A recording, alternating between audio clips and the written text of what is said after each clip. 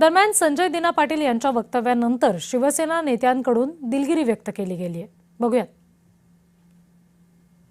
संजय दिना पाटलांना बद्दलचं जे अपशब्द संजय राऊतने वापरले होते, कदाचित भावनेच्या भरामध्ये संजय दिना पाटलांनी त्याचं ते प्रत्युत्तर देण्याचा प्रयत्न केला. परंतु महाराष्ट्रामध्ये राजकारणाची जी काही उंची आहे, जे काही संस्कार आहेत, त्याच्या व्यतिरिक्त असं पद्धतीचे जे काय वार झाल्यासारखं तिकडची एक गँग आणि इकडची एक गँग असा जो काही प्रकार दिसायला येतोय, मला वाटतं हे चुकीचं आहे.